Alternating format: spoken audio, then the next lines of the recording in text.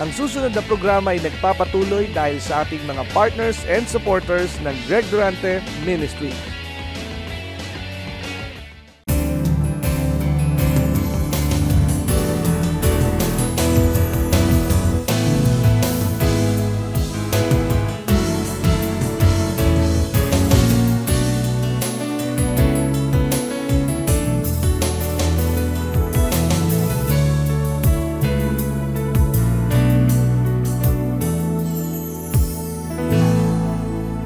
Pag naunawaan po natin ang bagay na ito, ako po'y naniniwala, ay magkakaroon kayo ng ibang pananaw, ibang motibasyon kung bakit po natin pinaglilingkuran ng ating Diyos na buhay. Amen? Handa na po ba tayo?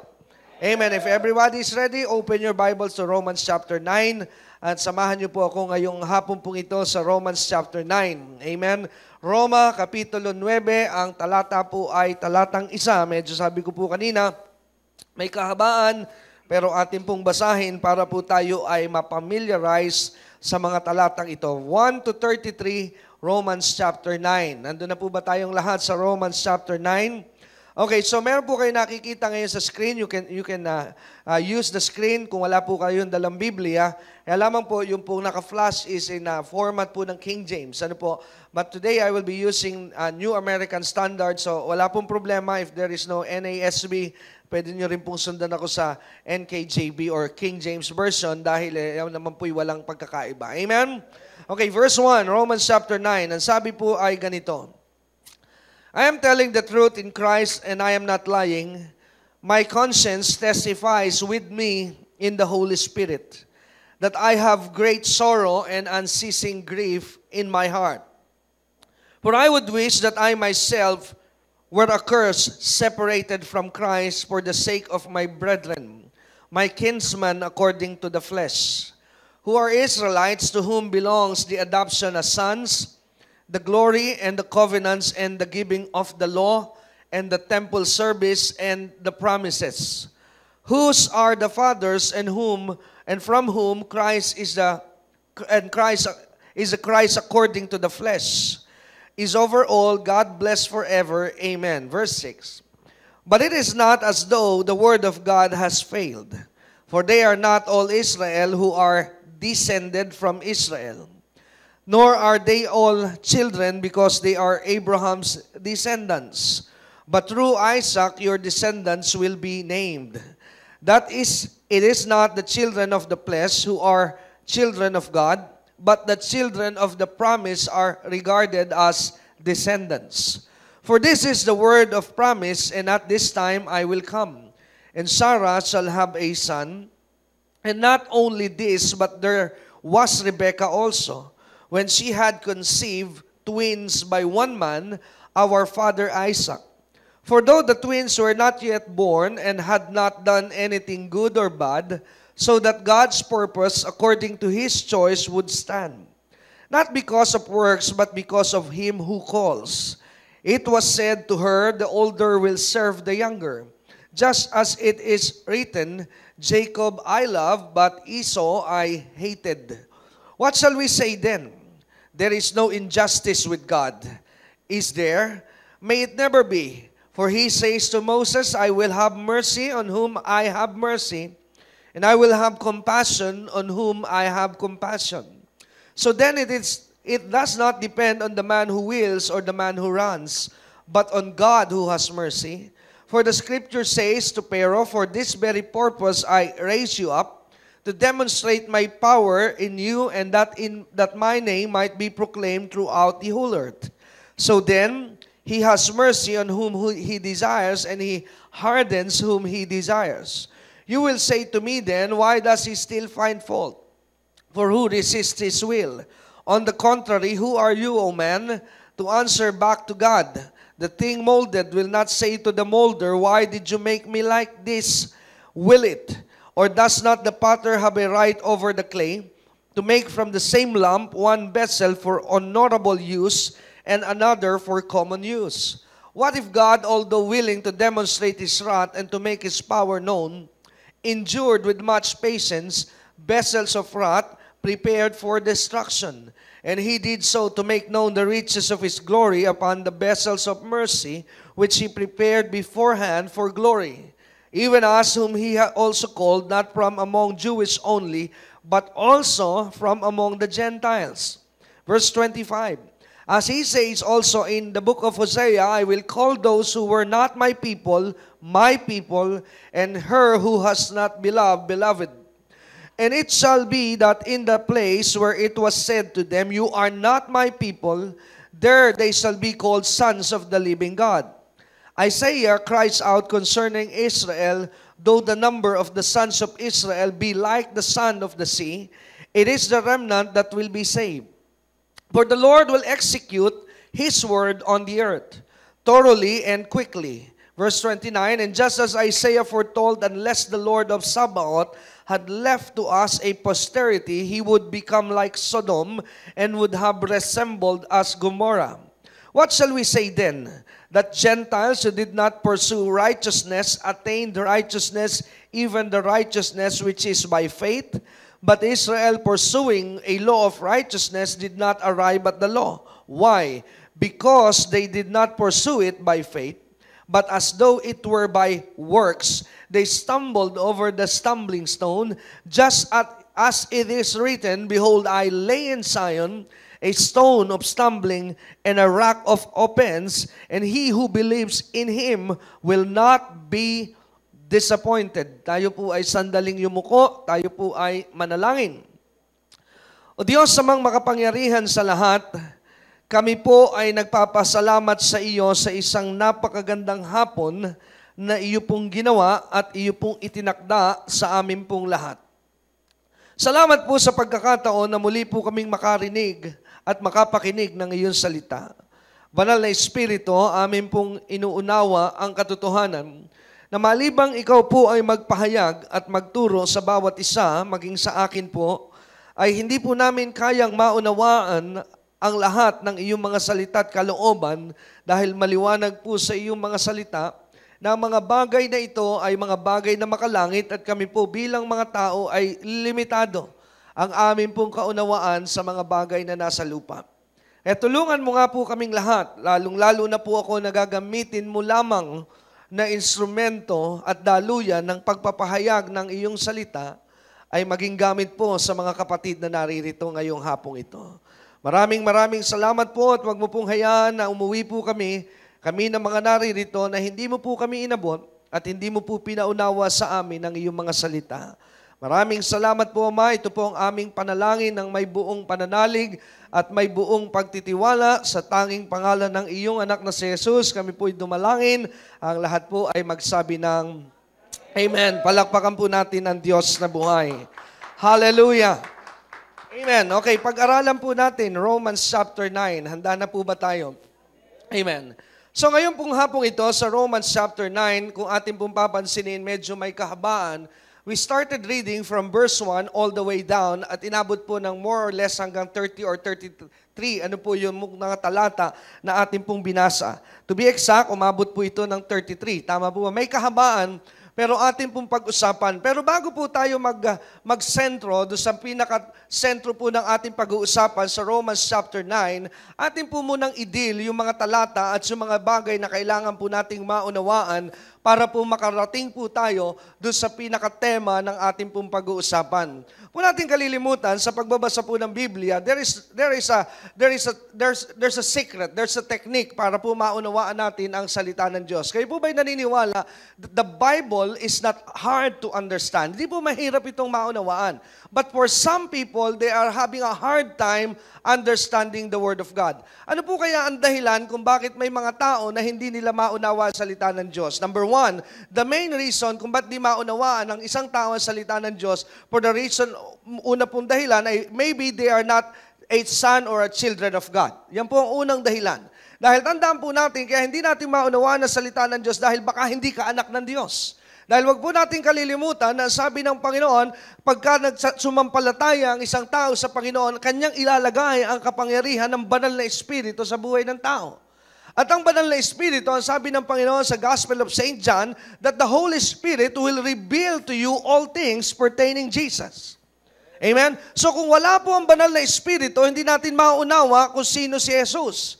And if we do not know Jesus, Jesus is the Word of God. So kaya hindi po maunawaan ng iba ang Panginoong Jesus, it's because the Holy Spirit is not at work in their lives. But if the Holy Spirit is at work, then you will understand the Word of God. Because the Word of God is revealing who Jesus is. Amen? Kaya una po ay you have to be Christian. You have to be a born-again one to receive the Holy Spirit. And once the Holy Spirit is in you, then you will have the power and the capability to understand the Word. Now, pangalawa pong technique sa pag-aaral po ng Biblia is, number one is the Holy Spirit. Number two, when you begin to read the Word of God, tingnan nyo po muna kung kanino rin po ito sinasabi. Mahalaga po yon. Amen? To interpret the Word of God, we must know and understand whom the Word is being addressed to or being spoken of.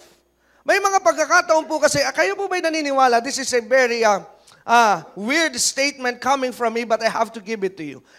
Alam niyo po ba that the Bible is not for everybody? Ang Biblia po ay hindi para sa lahat. There are portions in the Bible that are directly spoken to the Israelites. And those things that are for the Israelites are not for the Christian.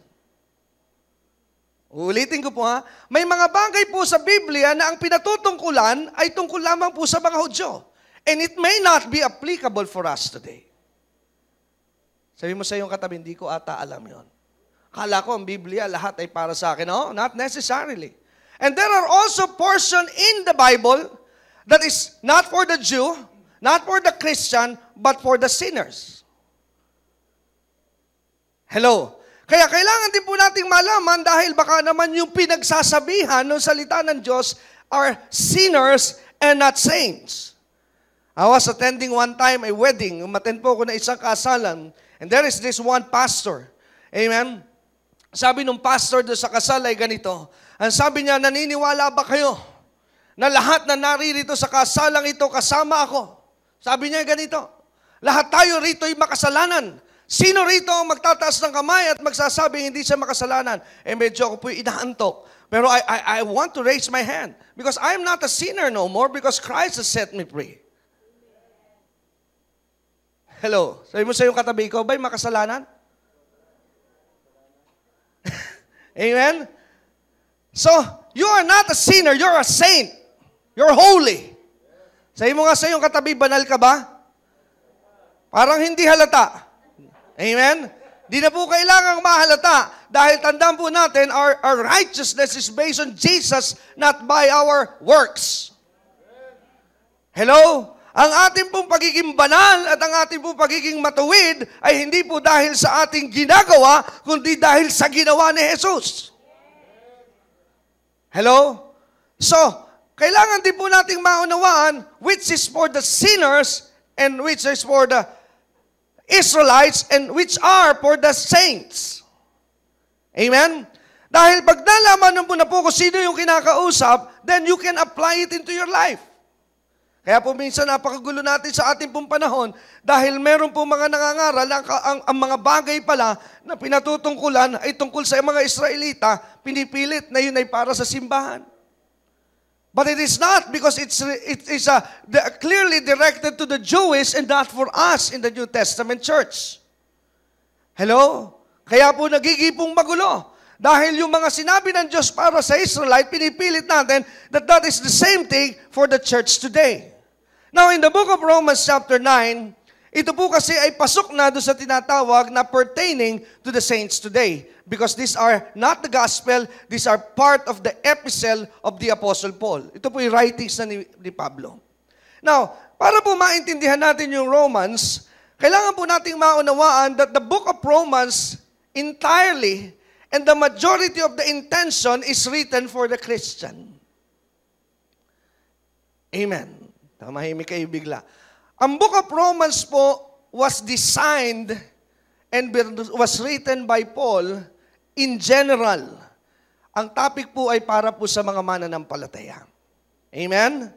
Kaya nga po kung ating unawain in the first part of this book, sa book of Romans from verse 1 all the way to chapter 3, chapter 1 to chapter 3, mapapansin po natin that Paul is trying to explain in the Roman churches during those time, yung kalagayan ng tao before he has an encounter with Christ. That before we are not in Christ, we are a sinner. Dahil sabi po na Romans 3:23, yung highlights that all have sinned and fall short from the glory of God. No one is righteous, not anyone without Jesus. Amen? Pero pinakita po rin ni Pablo, pagkatapos po ng Romans 3, when he moved on in Romans chapter 4 and all the way, hanggang dito na nga po, pinakita po ni Pablo that there is a solution for humanity na nakabaon sa kasalanan, and that solution can be found in Jesus. Without Jesus, without dying on the cross, without Him dying on the cross, there is no remission of sins. Kaya pinakita rin po doon ni Pablo ang solution to redeem man from sin, at ang pwede lamang pong makaalis sa tao sa kasalanan ay walang iba kundi sino? Si Jesus. Now, when he went now, nung siya po'y dumating na sa punto sa Romans chapter 9, medyo nagkaroon po ng konting twist. At nagkaroon po ng konting shift yung kanyang pagsulat because he was just telling the Roman churches na meron po nangyari sa bayan ng Israel, nakakaiba pong kalagayan at katayuan, at dahil po sa kanilang pagtigas ng puso, yung salvation that was originally intended for the Jewish people was now shifting towards the Gentiles, and that Gentiles are us. Amen? Ngayon, kaya kung mapapansin po natin, that this is now why we are being led now to read Romans chapter 9 verse 1. Let us read now verse 1. And verse by verse, we will try to study it so that we can understand kung ano po yung dapat nating maunawaan po ngayong hapong ito. Look at verse 1, Romans chapter 9. So I need your attention. I need you to follow me through the Bible para po maunawaan po natin ito ngayong hapong po ito. Now look at verse 1, Romans chapter 9. Ang sabi po ni Pablo, I am telling the truth. Amen? Ang sabi po ni Pablo, he is telling the truth in Christ. Si Pablo po, ginamit niya ang pangalan ni Kristo. Sabi niya, ako'y nagsasabi sa inyo ng katotohanan sa ngalan ni Hesus Kristo. Alam niyo po ba that it is not right to swear or to make a promise or to make a covenant using Jesus if that is not true? Masama po yung sasabihin mo na, sumpaman, alam ng Diyos. Pero ang totoo, nagsisinungaling ka. Kaya nga po, ako po ay nalulungkot. Dahil nung kausuhan po ng ating impeachment, humahawak po mga tatayong testigo sa Biblia, I swear to tell the truth and nothing but the truth. But pag upo po nila sa witness stand, they're telling lies. Hello? Amen? Kaya napakahalaga po. Kaya sabi ni Pablo, he's using God. Kaya napakataas po nung kanyang panunumpa at pagtatapat dahil ang kanyang kinuha po saksi sa kanyang internal na nararamdaman is not other people, not himself, but God himself. Amen? So this thing in verse 1 in Romans 9, this is a truth coming out from the heart of Paul. Kaya sabi niya, I am telling the truth in Christ, and he make this statement so strong by adding a few words, and sabi niya, and I am not lying. Amen? Bukod sa ginamit na niya na siya'y nagsasabi ng katotohanan at sumumpa siya sa ngalan ni Jesus, sinabi niya hindi daw sa hindi siya nagsisinungaling. And ang sabi pa po niya rito, he goes on and he said, my conscience testifies with me. And he uses another person in the Trinity. At ang sabi niya, in the Holy Spirit. So this must be so true. Amen? Ito pong binubuksan sa ating lesson ngayong umagang ito through the writings of Paul must be so serious. Amen? Dahil ito po'y laman ng puso po ng isang lalaki ng pangalan po ay Pablo. Now let's continue reading verse 2. Ano po ba yung kanyang gustong sabihin? In verse 1, that's just the introduction. But what is he trying to tell us? What is he trying to tell the Roman church during those times? Sabi po sa verse 2, ito po pala yung dahilan.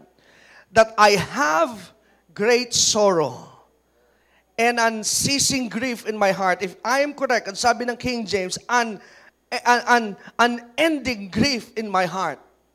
The same word is true, unceasing, unending. Sabi po, ano raw ang katayuan at kalagayan ni Paul? He said, I have great sorrow.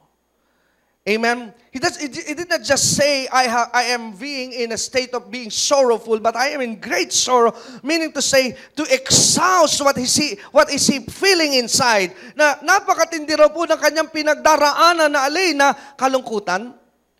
And you know that sorrow is an emotion. Kayo po ba'y naniniwala? Sorrow is like joy. Joy is an emotion, sorrow is an emotion, and emotion has a reason. Kayo po ba'y naniniwala? Hindi ka po pwedeng maging masaya for no reason. You cannot be sad for no reason. Isa lamang po ang taong alam ko na masaya na walang dahilan at malungkot na walang dahilan. Ito po yung mga may sira ang ulo. Mga baliw.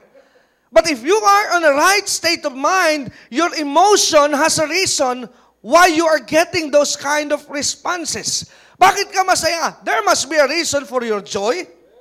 Kaya ka siguro masaya because you have a new dress, new house, or something that is bringing joy into your heart. Maybe you have been just promoted by your boss, so kaya napakasaya mo. Pero kung ikaw rin po'y malungkot, there must be a reason. Amen? Now, sabi po ni Paul in verse 2, I have great sorrow. Now, he is expressing his inner emotion. Na punong-puno raw po siya ng ng kalungkutan. And not just great sorrow, he said. And sabi niya, and also there is a grief in my heart. So, sorrow and grief, sobra po ang pinagdaraanan ni Pablo and is trying to be open. Hello? Amen? Gusto po niyang ibukas ang kanyang nararamdaman. He's opening up. Amen? Bakit po kaya? Yun po ang ating alamin. Why is the apostle, the great apostle, is experiencing great sorrow and unceasing grief in his heart? Look at verse 3. The answer is found in verse 3. He tries to explain where the sorrow and grief coming from. And sabi po sa verse 3, for I could wish that I myself were accursed, separated from Christ, for the sake of my brethren, my kinsmen, according to the flesh. Let me just drop down to verse 4, who are the Israelites. So ano po ang dahilan kung bakit po pala nalulungkot si Pablo? It's found in verse 3. Ang sabi po ng talatang 3 ay dahil po sa kadahilanan na sabi niya, he has a wish, meron po siyang desire, meron po siyang nasa, pero ito pong desire na ito is not possible na mangyari. Kaya po siya'y nalulungkot dahil if it is possible, ang sabi po niya, gusto niyang ipagpalit ang kanyang sarili, kapalit ng kanyang mga kababayan at mga mahal sa buhay na kapwa niya mga Hudyo. Bakit po? What is the state of the Jewish brothers of Paul? Ang sabi po ni Pablo sa verse 4, they were in a situation where they are put in a curse. Sabi po ng Biblia, a curse. So, makikita po natin sa verse 3 that there is a reason why there is a curse in a person's life. Dahil ang sabi po ng verse 3, because they are separated from Christ. So, doon po natin ngayon maunawaan that curse is valid if a person is separated from Christ. But if a person is reunited with Christ, then curse is no longer in effect. Hello? Curse is only applicable if you are not a Christian. But once you became a child of God, then you are cursed no more. Hello? Let me just give you some example. In the Old Testament, I believe it is in the book of Numbers. Meron pong isang pangyayari sa book of Numbers that merong mga kalaban po mga Israelites and they get the service of this man named called Balaam. Sa Tagalog po si Balaam. At nalaman ng mga kalaban ng Israel that this is a good prophet, si Balaam, and they hired them. They hired him. Ang sabi po nila doon kay Balaam ay, babayaran ka namin, just speak curse towards Israel. Isumpa mo sila, sabihan mo sila ng mga masasamang bagay. Amen? Sabihan mo sila ng mga bagay na pangit, lahat ng pangit ipahayag mo sa kanila. Amen? Do you believe in curse? I do. Dahil sabi po ng Biblia, life and death is in the power of your tongue. We are not God, but the component of God is in us. Dahil sabi po ng Genesis 1:26, when God created the humans, He created it like Him. So whenever God speak, it happened. So the same with us. Whenever we speak, it happened. So kaya nga po napakahalaga that we take control of what is coming out from our mouth. Mahalaga po na ating pong ingatan na lumalabas po sa ating labi dahil by the words that comes out from our mouth, it could be a blessing to you or a curse unto other people. Kaya mahalaga po na iingatan natin na lumalabas sa ating salita. Kaya marami pong tao ay bigo dahil sa kanilang mga labi, lagi nila salita, buwisit ang buhay, malas ang araw na ito. Remember, you will eat the fruit of your mouth. Hello? Kaya kung ayaw mo po mag-suffer ng mga pangit na bahay, start changing what's coming out from your mouth. Amen? Kahit po pangit ang nangyayari sa iyong bahay, kaya mo pong kontrahin ang mga nangyayaring pangit by the good things that comes out from your mouth because there is power in your mouth right now because you are a children and a son of God. Hello? Amen? Kaya lamang po, I also know the truth that you cannot tell good things if there's something wrong with your heart. Dahil ang sabi po ng Biblia, what will comes out from your mouth will only comes from your heart. So kung hindi mo po babaguhin ang laman ng iyong puso, I believe that that's the hard time, kaya hindi mo mapaltan ang lumalabas sa iyong mga labi. Kaya ang sabi ni Pablo sa Romans 12, he's encouraging the believers that we have to renew our mind. Amen? Kaya kailangan po magkaroon tayo ng pagbabago saan? Sa ating isipan. Ang natapos na palatuntunan ay nagpapatuloy dahil sa inyong mga pinansyal na kaloob na ibinibigay sa Greg Durante Ministries. Tapos na naman po ang ating palatuntunan at nais po naming makarinig mula sa inyo. Maaari po kayo sumulat sa PO Box 4135 Manila o mag-text sa mga numero na nakikita nyo sa ating screen o tumawag sa mga telepono na inyo pong nakikita din sa ating mga screen at handa po kaming makarinig mula sa inyo ng patotoo ng pagpapala at biyaya at tagumpay. At kung kayo po ay napagpala sa palatuntunan ito, maaari nyo pong ipadala ang inyong mga kaloob sa iba't ibang sangay ng Bangko de Oro sa buong Pilipinas at maihatid ang mabuting balita sa lahat ng panig ng bansang Pilipinas. At kung kayo po ay wala pang dinadaluhang panlingguhang gawain, inaanyayahan po namin kayo sa 2nd floor, Medicor Building, Ortigas Avenue, Green Hills, San Juan, alas 9:30 ng umaga at alas 4:30 ng hapon. Lahat po ay welcome sa gawain ito. At tuwing araw ng Biyernes, meron po tayong Night of Revival sa ganap na alas 6 ng gabi. Dito rin po sa Green Hills, San Juan. Magsama-sama tayo sa palatuntunan ito sa ganito rin pong oras at patuloy ninyong maranasan ang biyaya at kasapatan ng ating Panginoon, and it's always a great day to live.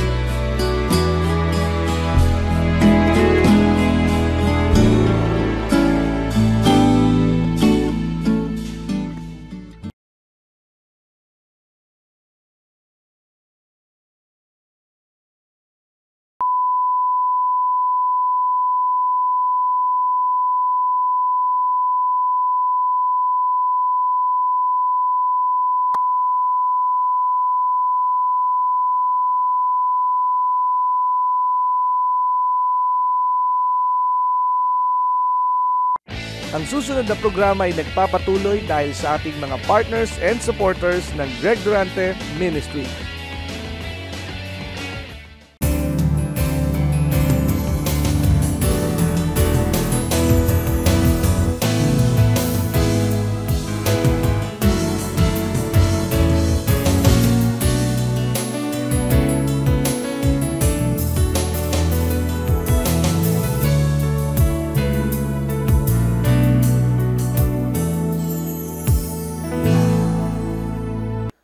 I like one of the quote of one pastor today. He said, sabi po ng isang pastor, right believing will cause you to right living.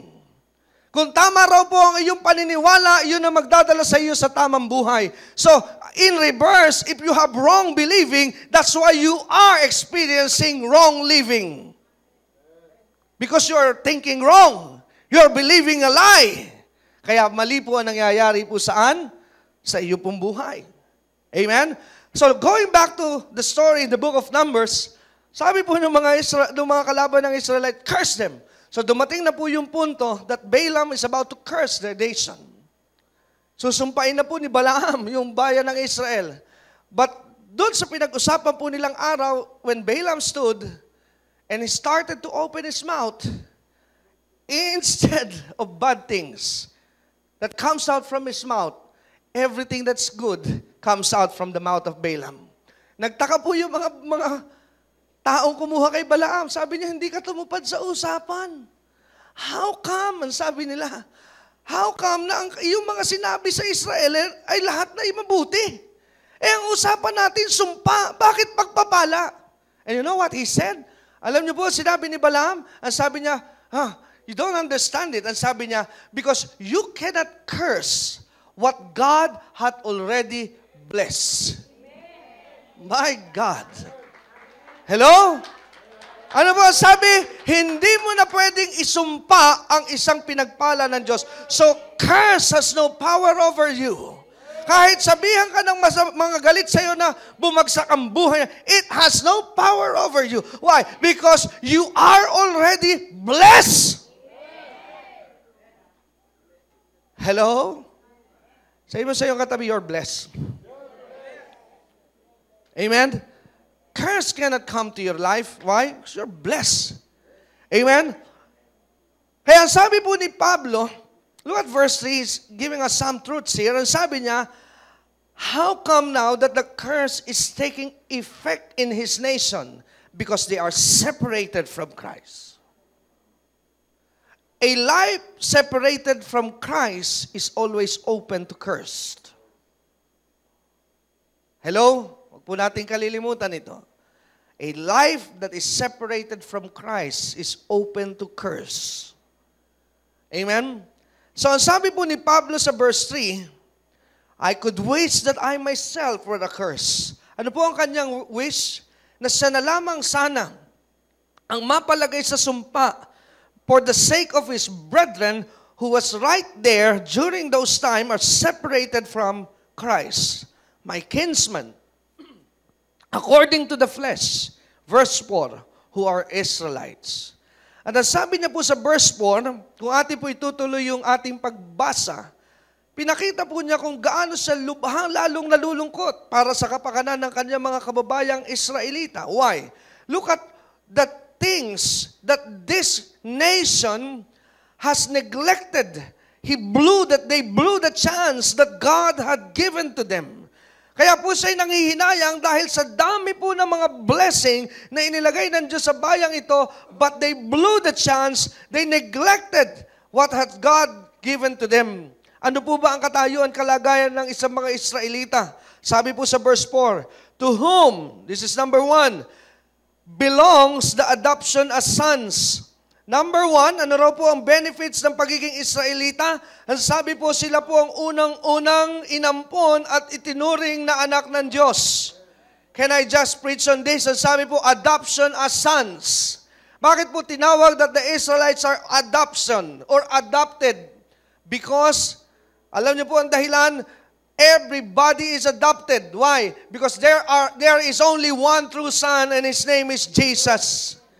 So lahat po ng papasok sa pamilya ng Diyos through Jesus are all adopted. Yan, sabihin mo sa iyong katabi, ampung ka lang pala. Pero hindi po dapat malungkot, ano? Kasi alam niyo po sa batas din ng tao, ang legal rights ng isang adopted is the same rights na pwedeng makuha ng legal son. So the legal son is Jesus, and He has the right in heaven, and we are the adopted son. So the rights that God is giving to Jesus is the same rights that is giving to His son. Amen? Kaya if Jesus has the authority, that's why Jesus said, you also have the authority because you are sons of God.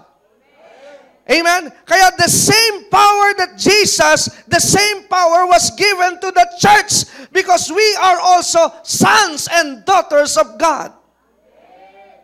Kaya sabi ng iba, si Jesus kasi yun. Hindi naman ako si Jesus. Oh no, you don't understand the word. Amen? The power that God has given to His Son, Jesus, is being given to the adopted Son, and that's you. Hello? Kaya wag mo pong kakagatin yung paniniwala na that's Jesus, I'm not Jesus. No, you don't need to be Jesus. What you need to do is just be a son of God and you will do what Jesus have done. Hello? Kaya nga sabi ng Panginoon, if you just believe in me, the things that I can do, you can do also. At mas mabigat po yung sinabi niya, and greater things that I have done, you can do. Bakit po sinasabi yun ni Jesus? Sinasabi niya yun because it's coming from a point, coming from a view that I am a son, you are also a son. Parehas ang ating karapatan. Kaya sabi ko po sa inyo not last week, 2 weeks ago, that the greatest problem of the church is not Satan. The greatest problem of the church is ignorance. Hello? Ano po ang pinakamalaking problema ng simbahan? Not Satan. Sino po ang pinakamalaki nating problema? Yung kamangmangan. Satan is no problem. Did you see Jesus? Amen? Nakita niyo po ba ang Panginoon na sumakit ang ulo kay Satanas? Nakita niyo po ba si Jesus na namroblema kay Satanas? No, Satan has a problem whenever Jesus is. Nakita niyo po ba na sa Biblia, no, narito si Jesus, namumroblema si Jesus, naku, Diyos ko, baka salubungin tayo ni Satanas. Paano ang ating gagawin? No, Satan, Jesus has no problem over Satan. Satan is not an issue. He did not even bother where Satan is. Kung nasa Satanas, that's the way he goes. Amen? Hindi po niya naging problema si Satanas. Amen? Kahit nung siya po'y gutom na gutom, he were on fasting, he was in the mountain, he was praying and fasting, nagpakita si Satanas, hindi po siya natakot. At ang ating pong pananaw dyan, sasabihin natin, kasi si Jesus siya. No, that's not the reason. Not just because he is Jesus, but this is the reason. He knows who he is. He is the Son of God. And if we know who we are also, Satan is not a problem. Dahil ang sabi po ng Biblia, the same Jesus is in you. Dahil ang sabi po, greater is He that is in you than he that is in this world. Amen? Kaya, stop blaming Satan. He is not your problem. Amen? Hindi po si Satan ang ating problema. Our problem is ignorance. Amen? I like it to put it this way. Ang problema po sa atin, tayo po'y minsay tanga. Sabi mo sa iyong katabi para magising. Problema mo kasi tanga ka. Let me prove it to you. Ano po? Kung hindi po kailangan ng pag-aaral, bakit po tayo nag-aaral? Amen? Amen? Do you know that you can get a good job without a good school, good study? The same is true. Amen? You cannot have a good victory in the Spirit if you would not study. Sabi mo sa iyong katabi, tamad mo kasi magbasa ng Biblia. Hello? Hello? Sabi ng iba, tagal ko ng Christian pastor. How many years? 30 years. Ano problema mo? Kuryente pa rin, pastor. My God, 30 years in the business of being Christian. Yan pa rin ang problema mo. You never learn. Hello? Amen? Sabi mo sa iyong katabi, masakit yun ah. Amen? So ano po ang problema? It's not Satan, but it's our ignorance. Going back, let's go back. So sabi po sa verse 4, Israelites to whom belongs, number 1, the adoption.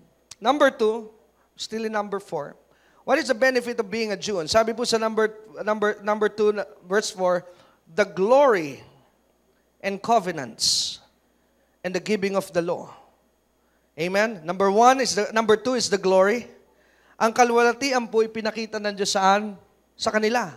Do you know that if there is a nation, if there is a race who have first ever seen the presence of God, there is no race in history and in humankind na nakakita po sa kalwalatian ng Diyos, but only this nation. That's the Israel. Amen? That's the Israelites. They see the glory of God. Number 3, not only they see the glory, they have the covenants. They have the word. They have the promises of the Lord. Sa kanila po, ibinigay ng Diyos alin ang kanyang tipan. And we go to number 4, sabi po, and the giving of the law. Sa kanila rin, ibinigay ng Diyos ang batas. What is the law? The law was not intended for man to be saved. The law is designed so that man would understand what is wrong with him. Ang batas po hindi ibinigay ng Diyos para iligtas ang tao. Ang batas po ibinigay ng Diyos para malaman ng tao kung ano ang problema niya. Kaya sabi ni Pablo, the law is like a mirror. What is the purpose of a mirror? ang salamin daw po ay, ang batas ay inalintulad sa salamin. Dahil if without a mirror, kung wala pong salamin, hindi mo malalaman na kailangan mo nang magpagupit. Tama po ba yun? You would not know what's wrong with you without the mirror, like a glass. Kaya the law in the Old Testament was not intended to save people, but the law was given so that the people will know what's wrong with them, and the law also provides the solution, and the solution is Jesus. Hello? Kaya ang batas po hindi naririyan para po tayo maligtas. Para makita po natin na hindi natin to kayang gawin, so somebody must do it for us. Hello? Amen? Mabigat po kasi ang kondisyon ng batas. In the book of James, sabi po ni Santiago, this is how the law principles do it. At sabi po ng batas, sa eskwelahan, pag nagbigay po ng exam ang guro, let's say ang exam po is 1 to 10, kung ang isang estudyante po ay nakakuha ng 8, meron siyang maling 2, ano po ang grade niya? 8. Tama po ba? Kasi ilan lang ang mali niya? 2. Meron naman pong guro medyo malupit. Ang sistema ay hindi po ganon. Right minus wrong. Pag sinabing right minus wrong, if you get nakuha mo yung 8, may mali kang 2, hindi ka 8. Ibabawas pa yun doon sa 8 kasi yung 2 ibabawas pa doon sa 8. Di ilang ka lang? 6. Yung po pagka ganun ng batas ng teacher, medyo mahirap. Amen? Pag sinabi ng teacher, may quiz tayo bukas, 1 to 10 lamang, pero the law is right minus wrong. Amen? So, kung yung pong conventional, yung regular, madali-dali yun. When there is a 10 question and you get 8, you have 2 mistakes, 8 ka lang. Pero if it is right minus wrong, medyo mahirap. Pero mas malupit po ang sa Diyos. It is not right minus wrong. It's not the traditional way. Kundi sabi po ni James, ganito po ang gusto ng Diyos sa batas. One mistake, you miss all. Hello? Let's say you are, ano po ba ang batas? Sabi po ng Biblia, ng batas sa Exodus 20, this is one example of the law. Thou shalt not have any other gods before me. O maaaring sabihin mo, totoo, wala ako ibang Diyos. I never pray to any gods, only the God of heaven. Meron ka ng one. Amen? Sabi rin ng batas huwag ka magdadasal sa mga Diyos-Diyos. Hindi ko nagagawa yan. So, you pass that. Sabi ng batas, thou shalt not steal. Hindi ko rin nagagawa. I'm not a thief. Thou shalt not kill. I never kill. So, pasado ka na. Amen? Pero pagdating doon sa ika-10, thou shalt not covet thy neighbor's wife, thy neighbor's goods. Diyan po maraming bumabagsak. Nakita mo yung kapitbahay mo, bago TV, sana ako meron. You're guilty. And do you know the law? Amen? If you fail in number 10, God considered you also as a thief, as a killer, and as an adulterer. So nobody can pass the test. That's why He gave Jesus. Hello? Kaya po kanyang ipinadala si Jesus. Kaya sabi ni Jesus when He was here, ang sabi ng mga Pariseo sa Kanya, are you here because you are trying to destroy the law? Ano sabi ng Panginoon? No, I did not come to destroy the law. Ang sabi niya, I came to fulfill. Amen? Sabi niya sa Gospel of Matthew, hindi ako dumating para baliwalain ang batas. Kaya nga ako dumating dito, walang makagawa ng batas. So bakit siya dumating? Upang ako na ang gumawa para sa inyo. My God. Because God knows you and I cannot pass that board exam. Kaya somebody must take it for us, and that someone is Jesus who do it for you. So right now, you pass the law. Amen? Kaya ka po nakapasa. Not because you have done what the law said, because you cannot do what it said dahil napakahirap po. Sabi mo sa iyong katabi, stop pretending you cannot do it. Come on, you just have to surrender to Jesus. Amen? Di mo po kaya. Amen? Kaya sabi nung iba, hindi kayo maliligtas kasi linggo kayo sumisimba. Dapat Sabat. That's the law. Ano naman po kung nakakasimba ka ng Sabat pero ikaw naman po ay nangungupit. So you still fail the law. Hello? Sabi nila, hindi kayo maliligtas kasi kumakain kayo ng dinuguan. So what's wrong with it? Amen. Hindi ka nga kumakain ng dinuguan. Marami ka naman pinadudugo. Ganon din yun.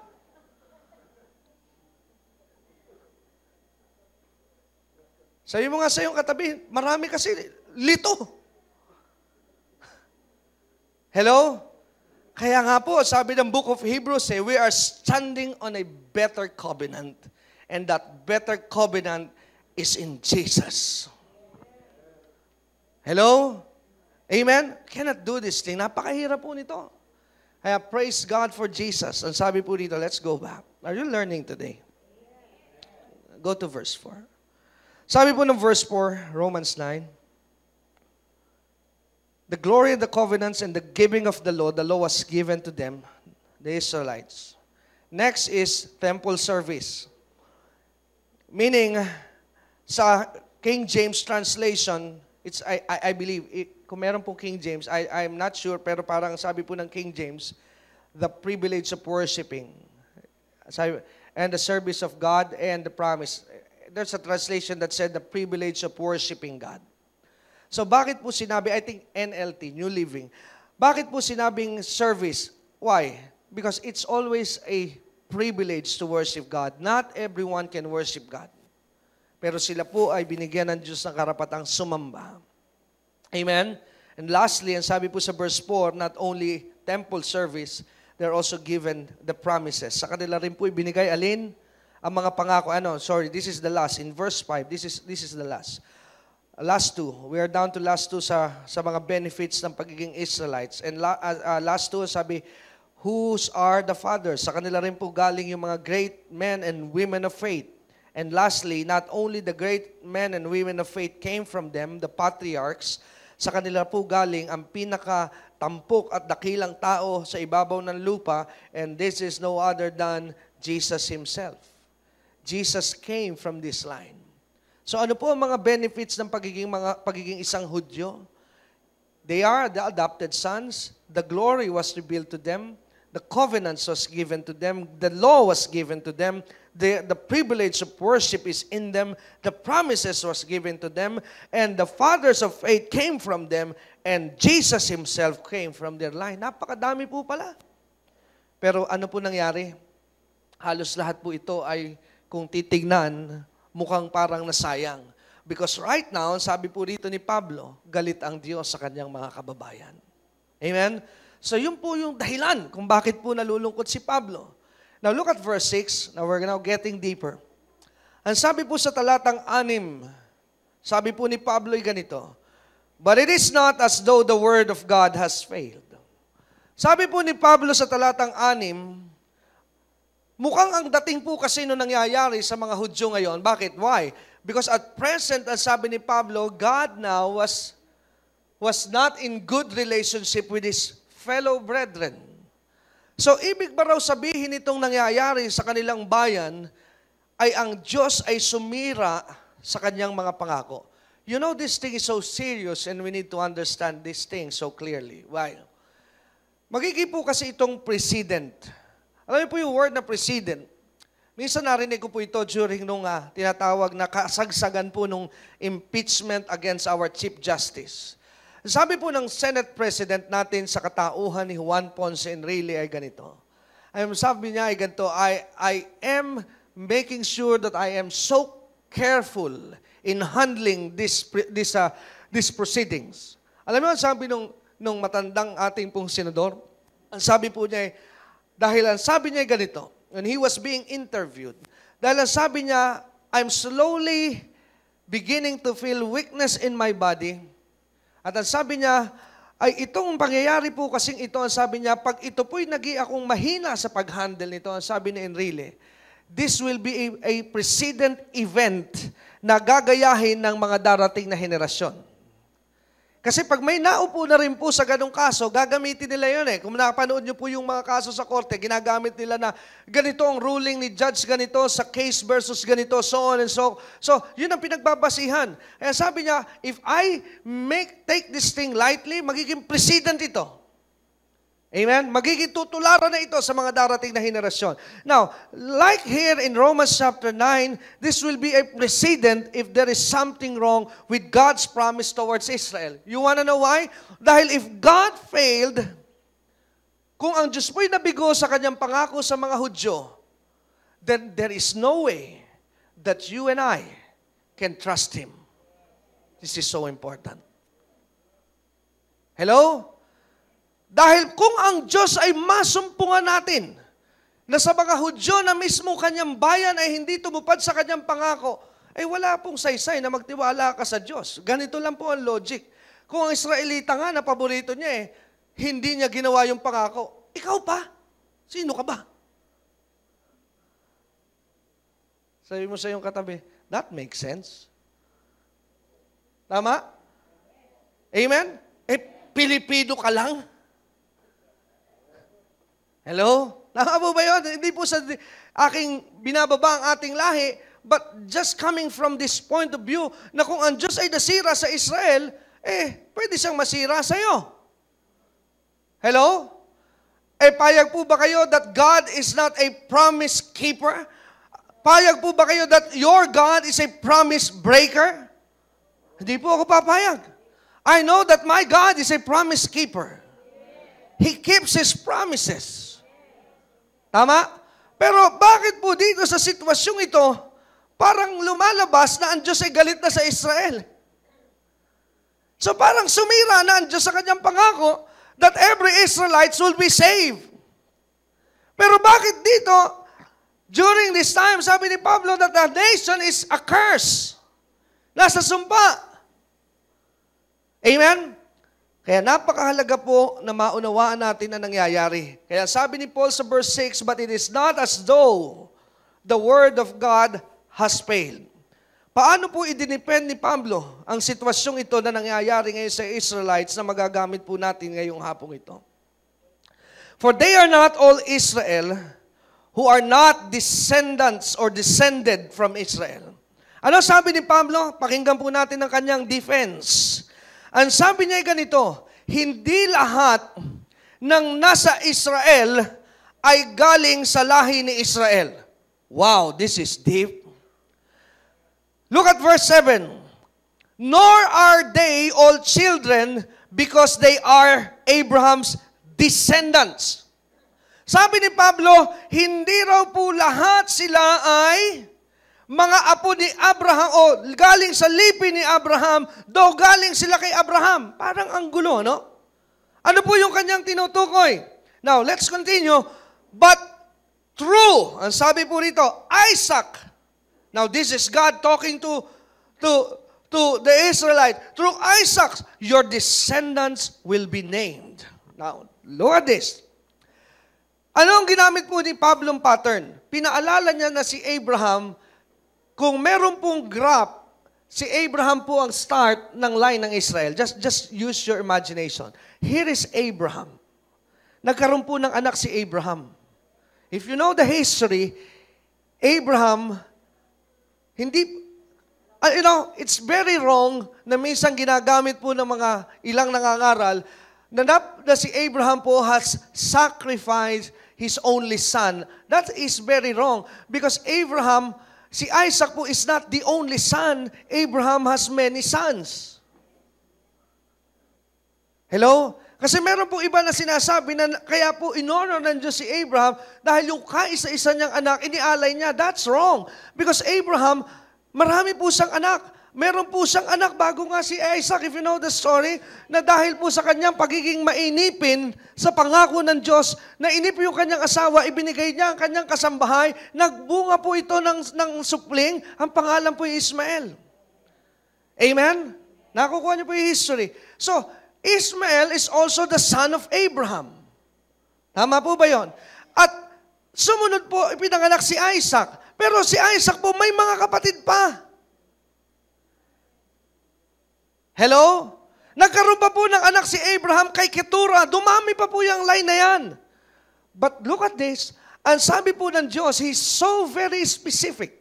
Na sabi niya, my promise will only run not to your entire house, but only through Isaac. This is so important. Ang pangako ko ay hindi ako committed sa lahat ng iyong anak, Abraham. I am only committing myself to Isaac. Amen? Now, it would be offensive, pero sabi ng mga Muslim, sila raw ang anak ng Diyos. Now, you have to read the Bible. Hello? Dahil the Muslim faith believes that Ishmael, alam po ito ng ating kapatid, dahil meron siyang kapamilya, kapuso. Amen? The Muslim believe that God has a promise to Ishmael. But if you know the real story, He only promised to Isaac, not to Ishmael. Ang natapos na palatuntunan ay nagpapatuloy dahil sa inyong mga pinansyal na kaloob na ibinibigay sa Greg Durante Ministries. Tapos na naman po ang ating palatuntunan at nais po naming makarinig mula sa inyo. Maaari po kayo sumulat sa PO Box 4135 Manila o mag-text sa mga numero na nakikita nyo sa ating screen o tumawag sa mga telepono na inyo pong nakikita din sa ating mga screen at handa po kaming makarinig mula sa inyo ng patotoo ng pagpapala at biyaya at tagumpay. At kung kayo po ay napagpala sa palatuntunan ito, maaari nyo pong ipadala ang inyong mga kaloob sa iba't ibang sangay ng Bangko de Oro sa buong Pilipinas at maihatid ang mabuting balita sa lahat ng panig ng bansang Pilipinas. At kung kayo po ay wala pang dinadaluhang panlingguhang gawain, inaaniyahan po namin kayo sa 2nd floor, Medicare Building, Ortigas Avenue, Green Hills, San Juan, alas 9:30 ng umaga at alas 4:30 ng hapon. Lahat po ay welcome sa gawain ito. At tuwing araw ng Biyernes, meron po tayong Night of Revival sa ganap na alas 6 ng gabi. Dito rin po sa Green Hills, San Juan. Magsama-sama tayo sa palatuntunan ito sa ganito rin pong oras at patuloy ninyong maranasan ang biyaya at kasapatan ng ating Panginoon, and it's always a great day to live.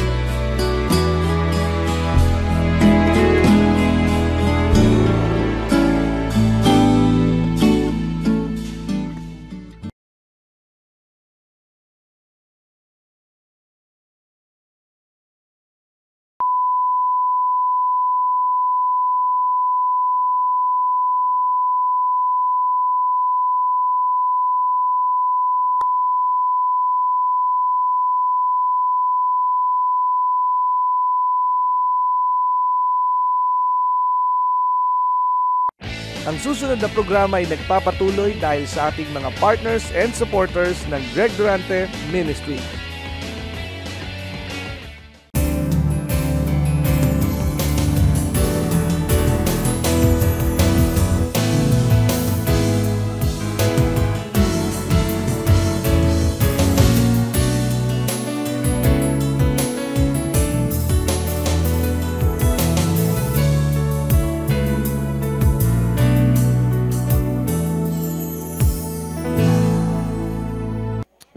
Let's continue. This is so deep. So, kanino po lamang nangako ang Diyos? Kay Isaac. Kaya, pag nakuha niyo po itong concept na ito, you will begin to know God. That God is not in debtor to everyone. Hindi po ang Diyos nakatali sa lahat ng tao.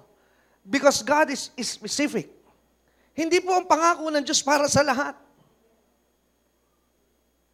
Kaya sabi ng iba, kung talaga meron Diyos, bakit hindi naman niya kami tinutulungan? Because God did not promise anything to you. The promises of God only works to His Son. If you are not His Son, then God is not obliged to take care of you. Hello? Naintindihan? May mga tao kasi, like, halimbawa, nasunugan. Ba't di kami pinoprotektahan ng Diyos? The question is, are you sons of God? Hello? Anak ka ba ng Diyos? Lahat, sabi nga nung iba, lahat tayo anak ng Diyos. That's not true. Yabang-yabang mo. Lahat naman tayo anak ng Diyos. Para kung magsalita ka, ikaw lang ang anak ng Diyos dito. That's true.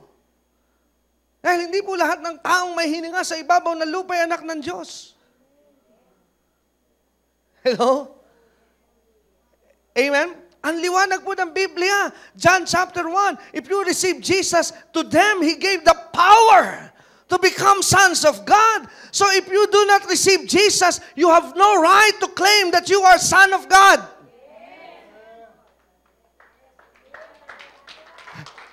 Hello! Read the word and you will understand. Amen? Biruin mo, I don't want to offend any gender. Biruin mo, pati yung mga bakla, anak na sila ng Diyos. Kung kayo anak rin ng Diyos, sino pa ang hindi anak? No, I love you. Mahal ko po yung mga nasa third sex, pero kung kayo anak ng Diyos, ano pa itsura ng mga tunay na anak? Come on, let's get real here. Amen? Hindi po lahat anak ng Diyos. Amen? Kaya nga po yung pagiging mong anak ng Diyos ngayon, that's a privilege.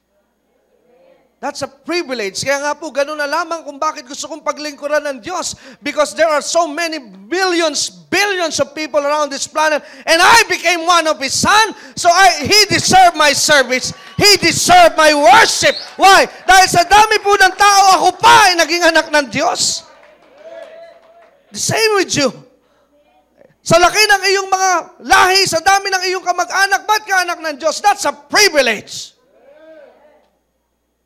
Hello? Amen? Pag umuwi ka sa iyong subdivision, ang dami mo kapitbahay. Hindi lahat yun anak ng Diyos. So, ba't di mo sa paglilingkuran? Ikaw ay naging anak ng Diyos sa dami ng tao. Amen? Kaya sabi po rito sa verse 7, ang sabi po sa verse 7, nor they are all children because of they are Abraham's descendant, but sabi ng verse 7, but through Isaac, your descendants will be named. Tingnan niyo po yung Bible na NASB, no? Naka-capital, the same with my Bible here. Malalaki po yung letter. It points us na yung pong through Isaac, your descendants will be named. That's His commitment. That came from the mouth of God. Kanino lang po nangako ang Diyos? Kay Isaac. Okay, now, let's move on. Verse 8. That is, and it is not the children of the flesh who are children of God. Look at this. It is not the children of the flesh who are children of God. Hindi raw po ang mga anak sa laman ni Abraham ang anak ng Diyos, but only the children of the promise are regarded as descendants. Hello? Sino lang daw po ang kinukonsider ng Diyos sa kanyang anak? Yung mga nung pumasok sa pangako. Kaya nga sa John chapter 1, when we get a hold of receiving Jesus, now we became the children of promise, and now we are sons of God. Amen? Kaya nga po, iba ang sistema. If your father is a Christian and your mother is a Christian and ikaw po'y anak, hindi automatic na pati yung anak Christian. Kala kasi nung iba, pag yung nanay, tatay, born again, yung anak, born again na. No. Amen? Anak ka nila. You are sons of the flesh, but you are not son of the promise. There's a big difference. Amen? Ang akala ko po nung araw okay na ako. Tatay ko, pastor. Nanay ko, maalaw na nananalangin. Diretso na rin ako ng langit. No. Until I understood this thing, that I'm only a son of the flesh. I cannot have the benefit of heaven if I do not begin to become a children of the promise. And to be a children of the promise, I need to receive Jesus, because Jesus is the promise of God who connects me to heaven. Hello? Amen? Now, where are we? Verse 8. Oh, sorry, verse 9. For this is the word of the promise. At this time, ito yung pangako, this is going back to the book of Genesis. Ang sabi, at this time I will come, and Sarah shall have a son. Nangako po kasi ang Diyos na si Sarah ang kanyang pinangakuan, magkakaroon ng anak. Sino? Si Sarah, and that is Isaac. And verse 10, and not only this, but there was Rebecca also. Ginamit po ni Paul si Sarah na pinakita po na may mga anak si Abraham na iba, pero very specific ang Diyos. So, pinuprove ni Pablo that God is no promise breaker. Hindi mo sumisira ang Diyos sa kanyang pangako, pero pinakikita lamang po na ang Diyos po may pangako, and that promise came from God. God, He gave it to Sarah and Abraham. Now, sabi po rito verse 10, pagkatapos kay Isaac, nagkaanak po si Isaac. Nagkaroon ng asawa, sabi sa verse 10. Not only this, and there was Rebecca. Sino po si Rebecca? Asawa po ito ni Isaac. Also, when she had conceived, nang mga anak daw po ng magdalang tao si Rebecca. Sabi po ni Pablo sa verse 10, do you know that there are twins? Meron daw pong kambal sa kanyang sinapupunan. And look at this, and had not done anything good or bad, so that God's purpose according to His choice would stand, not because of works, but because of Him who calls. Look at verse, I'll just read up to verse 13. It was said to her, to Rebekah, the older will serve the younger, just as it is written, Jacob I love, but Esau I hated. Now, let's lose this. Sabi po ni Pablo, alalahanin din daw natin sino? Si Rebekah. Nang magdalang tao may kambal. Sino po yung kambal? Si Jacob, si Esau. Pero sabi ng Diyos, si Jacob, ang kanya pong pinili, at si Esau was rejected. Now, when I was still young in the Lord, I'm not yet matured in handling the Word of God, iniiwasan ko po itong kwento ni Jacob. I really do. I just want to be honest with you. Iniiwasan ko po yung kwento. You know why? Hindi ko pa maintindihan yan eh. Alam niyo kung ba't di ko maintindihan?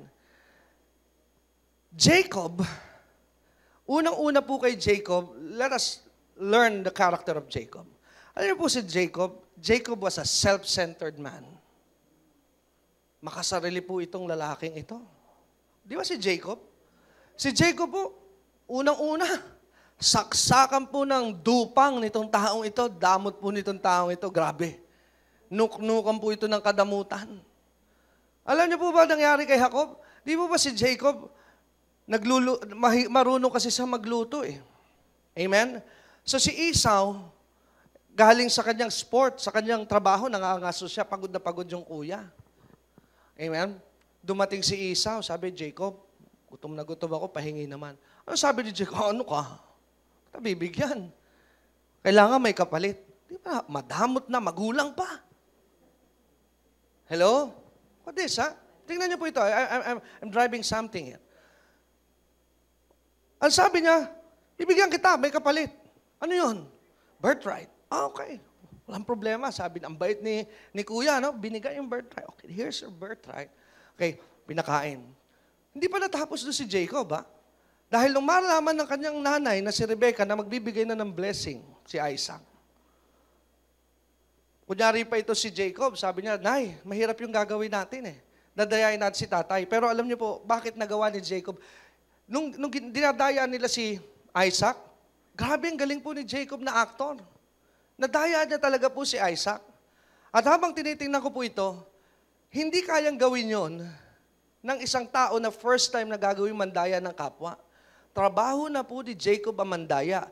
Kaya kayang-kaya niya talagang dayain si Isaac. He is a professional. Amen? Na manluloko.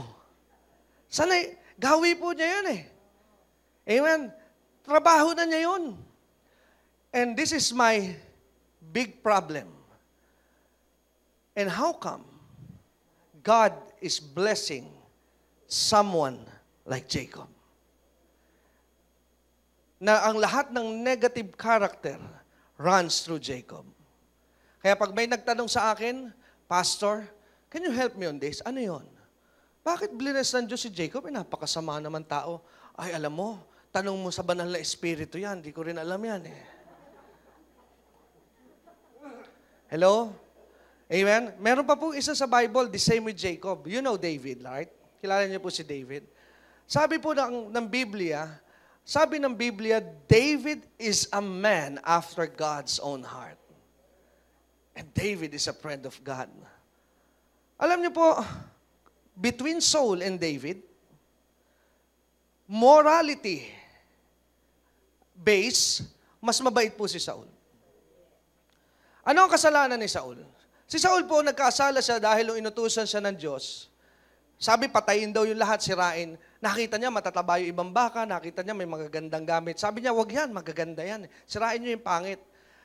Buti po sana, kung yung pinatira ni Saul, ibinulsa niya. No, he did not do that. Ang sabi ni Saul, dalhin niya ni alay sa Diyos. Hindi naman siya nagnakaw para sa kanya sarili. In fact, kaya siya naggano'n ng desisyon, ibibigay niya yun sa Diyos eh. Ito namang Diyos, nagalit pa. Hello? Amen? Para siguro ko, kasi Saul, pabihira, ikaw na inisip mo ako, nasigawan mo pa ako. Kasalanan bang gusto kitang dalhan? Pero sabi ng iba, wag mo lalangin yun. That's disobedience. Very strong. Amen? Bakit si David ba walang disobedience? Sabi sa kanya ng Diyos, wag mong bilangin ng tauhan. Sinensus niya. O, di ba disobedience din yun? Mas mabigat, pastor, yung kay Saul, no? Ang problema po ng tao, meron tayong pinalalaking kasalanan, may pinaliliit. Yan po kasi malaking sinungaling. Ako na ba, sinabi ko lang sa nanay ko, sa bisita ng nanay ko, na wala siya. Pero hindi ako sinungaling. White lies lang, no? Every lie is a lie. Hello? Amen? Ako naman, pastor, pa 20-20 lang. Hindi katulad ng mga politiko, lalaki magnakaw. Magnanakaw ka pa rin. Hello? Tama po ba? So, hindi mo pwedeng sabihin na si David po'y disobedient, si David po'y hindi masyadong disobedient, si Saul kasi sobra. No, that's not true. Amen? Si David nga po, kung pag-uusapan ng morality, si David po babaero, si Saul po stick to one. Hello? Napakadami. Bukod pa doon, palalain natin. Si David pa po, busero, namboboso pa.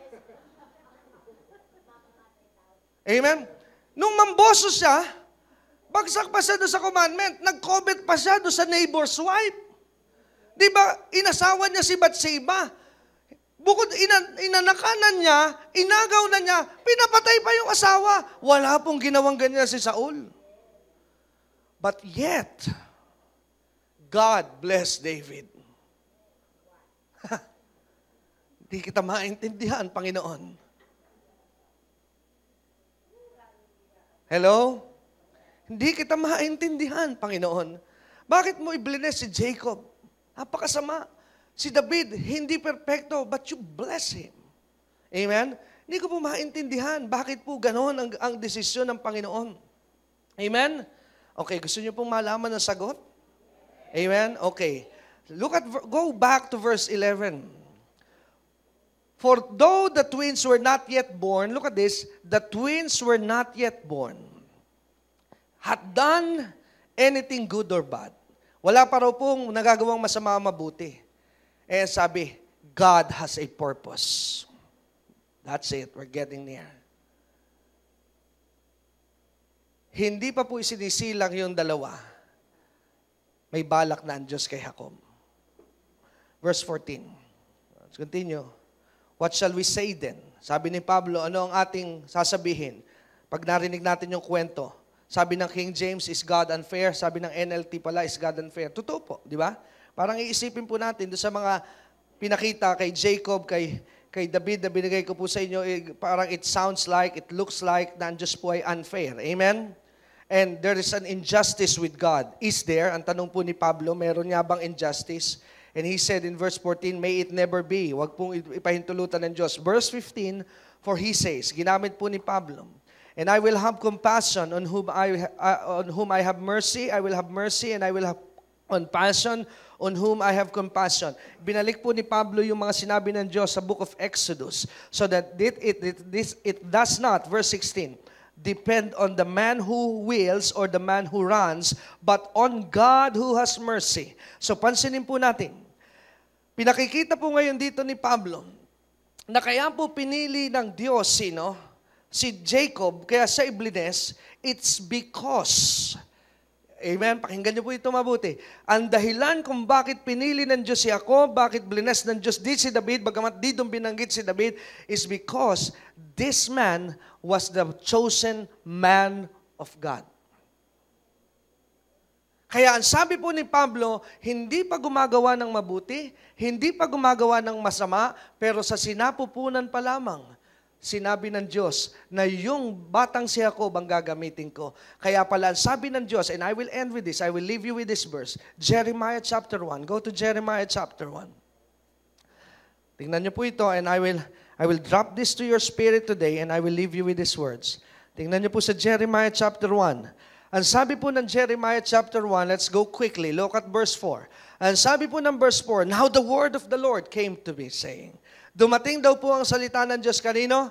Kay Jeremias. What did God said? Ang sabi po ng verse 5, look at this, before, He did not say after.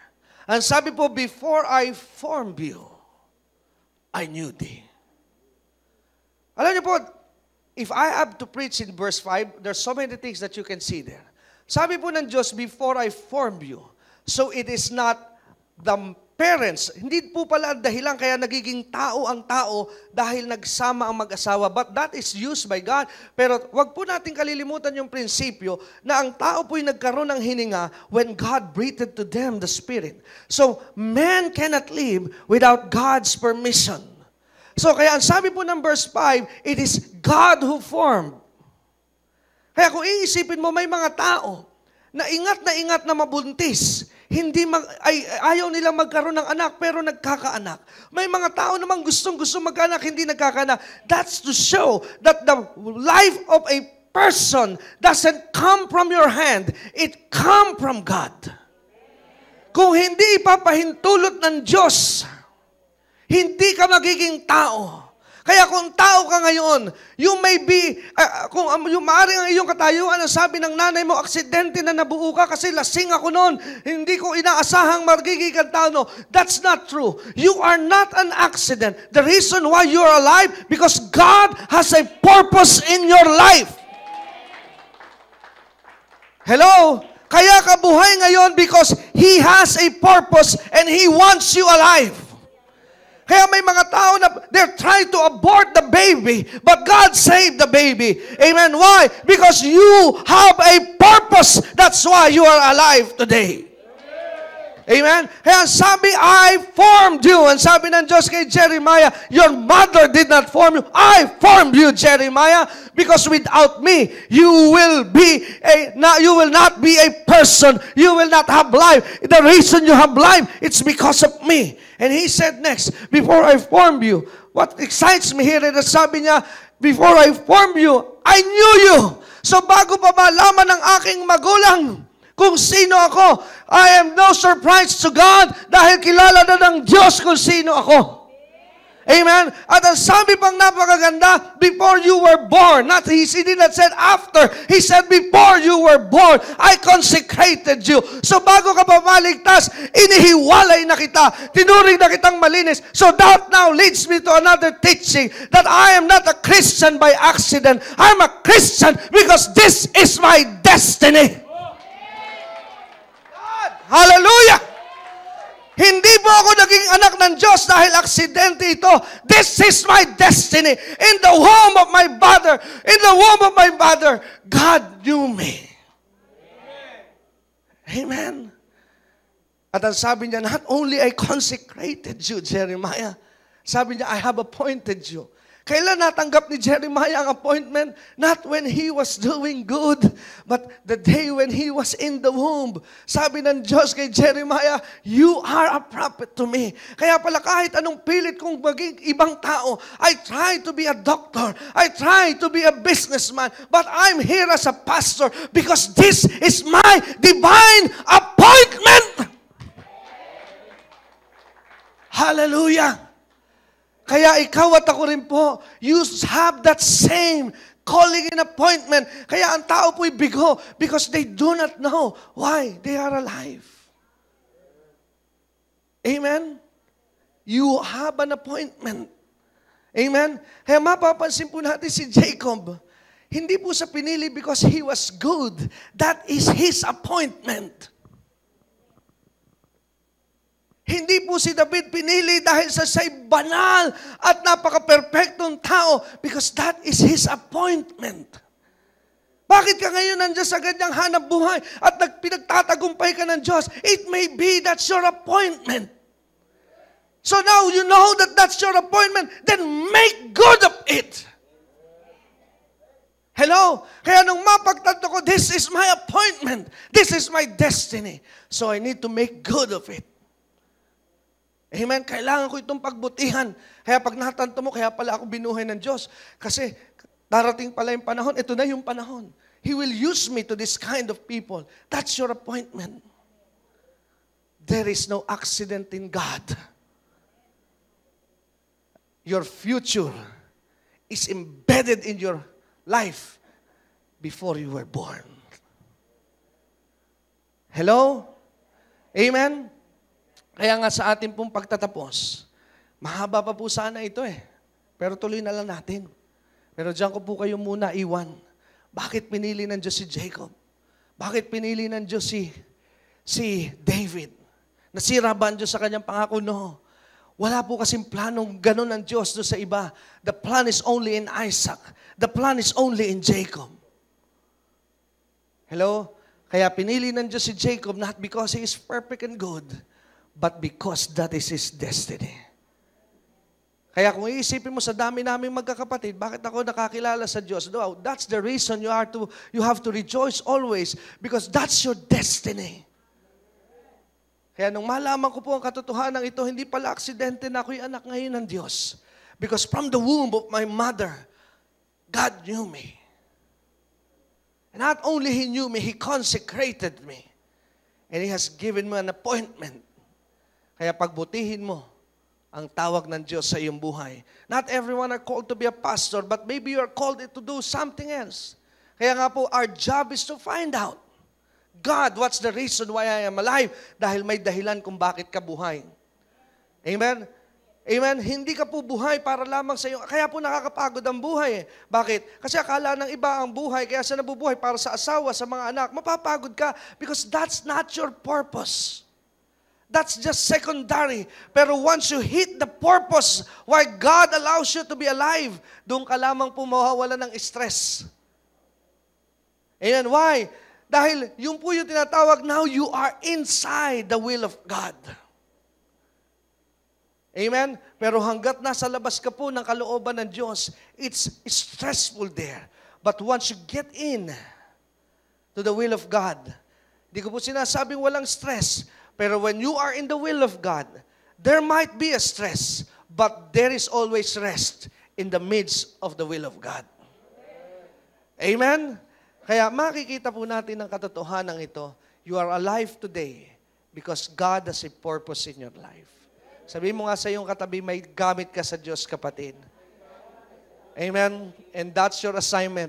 Pag uwi mo po, you ask God, Lord, what's my appointment? Amen? Mahirap po kasi na kung ano-anong appointment ang ginagawa mo. Amen? Dahil hanggat di ka po bumabalik dyan, mapapagod ka ng mapapagod. You ask God, God, what's your appointment? Meron naman po iba ang appointment ko magpastor. Di ka naman pala pastor. Kaya sabi niya, ang hirap pala magpastor. Because that's not your appointment. Amen? Maliwanag po ba ang ating pinag-usapan ngayon pong gabing ito? Amen? Palakpakan nga po natin ang Diyos sa buhay. Hallelujah! Okay, let's pray. Tayo po yung manalangin. Hallelujah, Lord. Oh, we worship you. We thank you, Jesus. Thank you. Sige po, let's just for 1 minute, let's just thank Him. God, we thank you, Lord. Thank you for your revelation. Yes, yes, Lord. Panginoon, salamat po sa hapong ito na binigyan mo po kami ng pagkakataon na maunawaan ang iyong mga salita. God, you are so good, Panginoon. Tunay po that when we know the truth shall set us free. At tunay rin po ng iyong salita is a light unto our path, Panginoon. At nagpapasalamat po kami sa liwanag ng iyong salita. Now we know, kaya pala kami buhay because you want us to be alive. At hindi lamang basta kami po'y binuhay mo, but we have a divine destiny. And we have an appointment and a mission that you have embedded in our being. Kaya dalangin ko po as I pray for this congregation, Panginoon, God, reveal to them their appointment. Paunawa mo po ang appointment kung bakit sila'y buhay pa hanggang ngayon. Because kung hindi po namin malalaman ito, hindi po namin magagawa at masasabi ang sinabi ni Pablo, I have fought the good fight, I have finished my course. There is a course, there is an appointment. Kaya kailangan pong malaman namin what is our appointment in life. Because that is what is keeping us, Lord, from breakthrough. Kaya tulungan mo po kami, Panginoon, na makabalik kami doon sa original design mo sa amin. Kaya ngayong gabi, as I stretch my hand, Lord, idinadalangin ko po ang lahat ng mga naririto. And even those who are in the television, Lord, and even on radio, na reveal to them, Panginoon, your divine appointment, purpose, and destiny into their life, at sila po'y makasabay sa iyong balak, Panginoon. Maraming salamat po, and this is our prayer in Jesus' name. Amen. Palagpakan po natin ang Diyos sa buhay. Ang natapos na palatuntunan ay nagpapatuloy dahil sa inyong mga pinansyal na kaloob na ibinibigay sa Greg Durante Ministries. Tapos na naman po ang ating palatuntunan at nais po naming makarinig mula sa inyo. Maaari po kayo sumulat sa PO Box 4135 Manila o mag-text sa mga numero na nakikita nyo sa ating screen o tumawag sa mga telepono na inyo pong nakikita din sa ating mga screen at handa po kaming makarinig mula sa inyo ng patotoo ng pagpapala at biyaya at tagumpay. At kung kayo po ay napagpala sa palatuntunan ito, maaari nyo pong ipadala ang inyong mga kaloob sa iba't ibang sangay ng Bangko de Oro sa buong Pilipinas at maihatid ang mabuting balita sa lahat ng panig ng bansang Pilipinas. At kung kayo po ay wala pang dinadaluhang panlingguhang gawain, inaanyayahan po namin kayo sa 2nd floor, Medicare Building, Ortigas Avenue, Green Hills, San Juan, alas 9:30 ng umaga at alas 4:30 ng hapon. Lahat po ay welcome sa gawain ito. At tuwing araw ng Biyernes, meron po tayong Night of Revival sa ganap na alas 6 ng gabi dito rin po sa Green Hills, San Juan. Magsama-sama tayo sa palatuntunan ito sa ganito rin pong oras at patuloy ninyong maranasan ang biyaya at kasapatan ng ating Panginoon, and it's always a great day to live.